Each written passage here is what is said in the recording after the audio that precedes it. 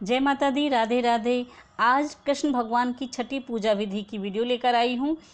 आपको मैं संपूर्ण जानकारी दूंगी, छठी के बारे में बताऊंगी, छठी पूजन क्यों किया जाता है, पूजा विधि करके दिखाऊंगी। हमारी बहुत सारी बहन बेटियां कहती हैं कि आप पूजा विधि करके दिखाया कीजिए, तो मैं आज आपको पूजा विधि करके दिखा रही हूँ। तो सबसे पहले मैं आपको पूजा की सामग्री दिखा दूँ। पंचामृत लिया है, सादा जल लिया है, और ये माखन, मिश्री, तुलसी दल और एक बादाम लिया है काजल लगाने के लिए। ये भगवान की श्रृंगार का सामान है। छठी के दिन पीले वस्त्र पहनाए जाते हैं। ये लंगोट है, आजकल मार्केट में बने हुए सुंदर आ जाते हैं, और ये भगवान के लिए आभूषण हैं, सुंदर सुंदर हाथों के कंगने, गले का हार, कमर पर बांधने के लिए कौंधनी हैं। तो मैं आपको बता दूं कि छठी जब बच्चा पैदा होता है हमारे धर्म में, तो उसकी छठी पूजी जाती है। उसी दिन बच्चे को अच्छे से नए नए वस्त्र पहनाए जाते हैं।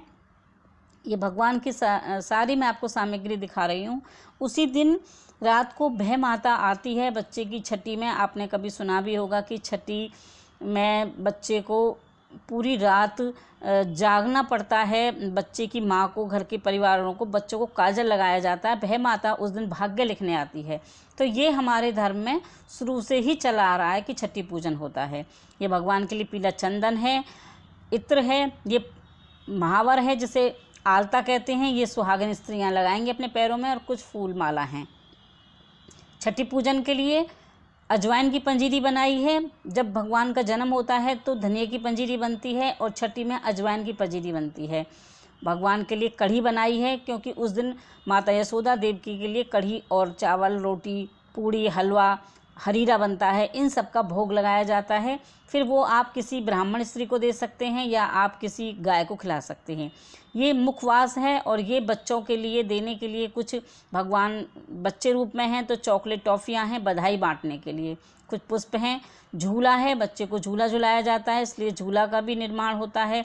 अपने घर में बना लेते हैं या मार्केट से ले आते हैं। एक चौकी है भगवान को स्नान कराने के लिए। तो हमें भगवान को उस दिन गुलाब का ज़रूर लगाना चाहिए। इत्र जो होता है, या परफ्यूम आप ले सकते हैं, या आप गुलाब जल ले सकते हैं, आप गुलाब के फूल ले सकते हैं। गुलाब का परफ्यूम ज़रूर लगाएं। अपने भी काजल लगाएं और बच्चे के भी काजल लगाएं। हमें भगवान श्री कृष्ण के भी काजल लगाना है, और हम अपने भी काजल लगाएंगे। तो मैं सबसे पहले भगवान को पंचामृत से स्नान करा रही हूँ। दूध, दही, घी, शक्कर, ये 5 चीज़ों से हम जो भगवान का शहद लेते हैं, स्नान कराते हैं। मैंने एक जगह ही एक बर्तन में मिला लिया है। आप चाहें तो अलग अलग भी लेकर स्नान करा सकते हैं। एक जगह भी मिला सकते हैं एक बर्तन में, और आप अलग अलग भी स्नान करा सकते हैं। अब ये जो हमने भगवान को पंचामृत से स्नान कराया था, अब ये चरणामृत बन गया है। भगवान के श्री चरणों से निकला हुआ जो प्रसाद होता है, उसी को चरणामृत करते हैं। बहुत से लोग नहीं जानते पंचामृत और चरणामृत क्या होता है। जब हम 5 चीज़ों से भगवान को स्नान कराते हैं तो पंचामृत होता है। स्नान के बाद उनके चरणों से निकला हुआ चरणामृत बन जाता है प्रसाद रूप में।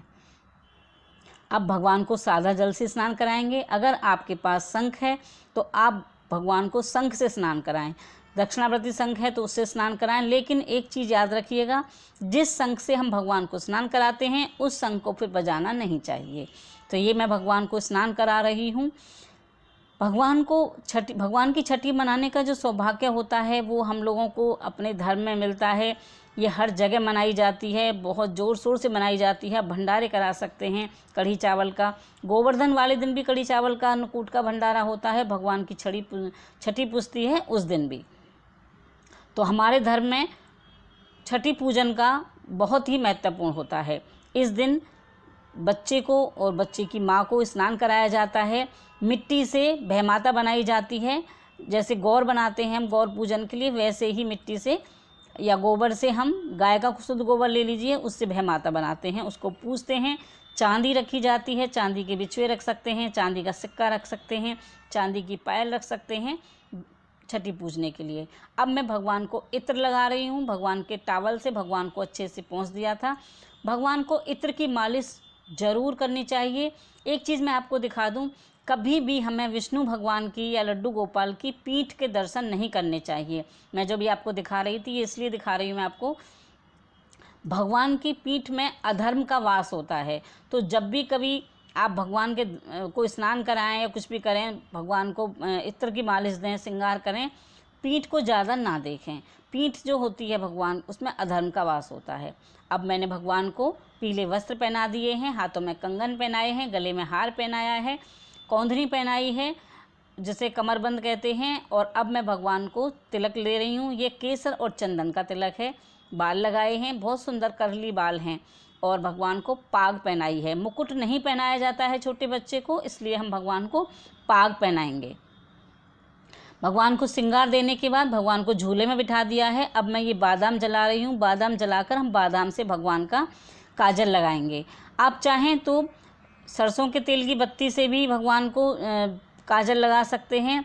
पाल के, जैसे पालना कहते हैं कि बत्ती के ऊपर काजल पालते हैं किसी फूल के बेला में या किसी बर्तन में, और उससे भगवान को काजल लगाते हैं। नहीं तो आप मेरी तरह बादाम जला करके भगवान को काजल लगाइए। काजल आप स्वयं भी लगाएं और काजल भगवान के भी लगाएं। जो भी स्त्रियां वहाँ आपने बुला रखी हैं, आपके पास जितने भी लोग हैं परिवार के, सभी काजल लगाएंगे।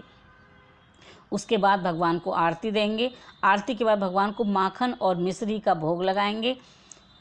भगवान को आपको बहुत प्रेम पूर्वक माखन मिश्री का भोग लगाना है। बहुत प्रेम पूर्वक भगवान को स्नान करा के श्रृंगार देना है। भगवान से प्रार्थना करती हैं। तुलसी के बाद थोड़ा जल पिलाएंगे तो, क्योंकि तुलसी थोड़ी चरचरी होती हैं। उसके बाद भगवान को भोग लगाएंगे, माता यशोदा को भोग लगाएंगे। अपने हाथों से प्रेम पूर्वक भोजन कराइए, जैसे छोटे बच्चे को कराया जाता है। बहुत प्यार से आप भगवान को भोजन कराएंगे। हे मेरे माधव, मेरे केशव, ये भोग स्वीकार करें। ये जो भी आपने इस घर में भोग दिया है, प्रसाद दिया है, आपकी कृपा से है ठाकुर जी, आप इसको खाइए। आप देख रहे हैं कि भगवान कितने मुस्कुरा रहे हैं। या तो मुझे ही मेरे भाव हैं ऐसे कि मुझे मुस्कुराते हुए दिख रहे हैं, आप भी देख सकते हैं भगवान की मुस्कुराहट। उसके बाद आप भगवान को मिठाई खिलाइए। जो भी आपने प्रसाद में रखा है, धनिया पंजीरी और जो हरीरा होता है माता यशोदा के लिए बनाया जाता है। धनिया पंजीरी जो होती है वो बनाई जाती है जन्माष्टमी में, और छठी वाले दिन अजवाइन की पंजीरी होती है। तो ये अजवाइन पंजीरी बनाई है। अजवाइन पंजीरी भी धनिया पंजीरी की तरह ही बनाई जाती है। अजवाइन को भून करके पाउडर बनाकर देसी घी में भूनते हैं और फिर उसमें ड्राई फ्रूट और बूरा मिला देते हैं। भगवान को हम टॉफ़ी, चॉकलेट, ये एक बधाई बांटी जाती है। जितने भी लोग बच्चे वहाँ आते हैं तो आप छठी वाले दिन बधाई बांट सकते हैं। टॉफ़ी, चॉकलेट, पैसे, गहने जो भी आपके पास हैं वो आप दे सकते हैं। फिर भगवान की हम नज़र उतारेंगे। राई नमक से भगवान की नज़र उतार देंगे। भगवान की नज़र उतारना बहुत ज़रूरी होता है, कई बार अपनी ही नज़र लग जाती है। और फिर हम भगवान को झूला झुलाएंगे, अच्छी अच्छी बधाइयाँ गाएंगे, फूल चढ़ाएंगे। खूब सारे फूल होते हैं तो पूजा करने में मन लगता है। पूरा दिन का काम होता है ये।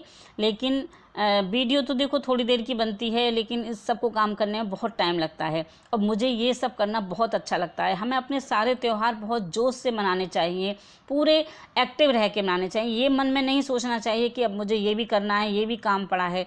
कोई भी त्यौहार आप मनाएं तो पूरे जोश के साथ मनाएं। भगवान को तुलसी चढ़ाएंगे। तुलसी भगवान को बहुत ही ज़्यादा प्रिय है। आप चाहे विष्णु भगवान हो, शालिग्राम हो, या आपके फिर लड्डू गोपाल हों, भगवान को तुलसी अवश्य चढ़ाएं। घर की चाबी भगवान को सौंप दें।